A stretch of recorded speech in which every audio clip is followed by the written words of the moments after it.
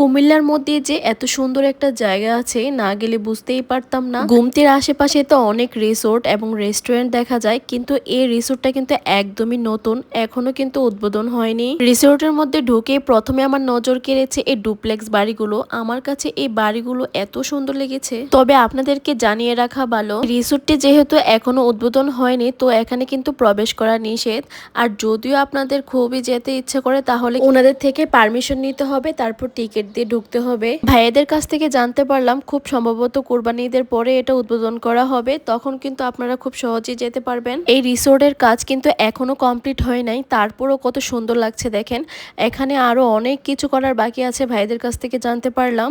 এখানে ওপেন কিচেনও হবে। এই রিসোর্টটিতে চারদিকে শুধু সবুজ আর সবুজ। যারা ছবি আর ভিডিও করতে পছন্দ করেন, আমার মনে হয় এই প্লেসটা একদমই পারফেক্ট। তারা একবার হলেও ট্রাই করবেন এখানে যাওয়ার জন্য। আচ্ছা, অনেকেই হয়তো এটার লোকেশন জানতে চাইবেন, তো আমি আপনাদেরকে সহজ করে বলে দিচ্ছি। রিসোর্টটি হচ্ছে ঝাঁকুনিপাড়াতে, টিক্কাচর ব্রিজের কাছে, গুমতি বিলাসের কাছে এসে যে কাউকে যদি আপনারা জিজ্ঞাসা করেন যে ঝাঁকুনিপাড়ার রোডটা কোথায়, তারা কিন্তু আপনাদেরকে দেখিয়ে দিবে।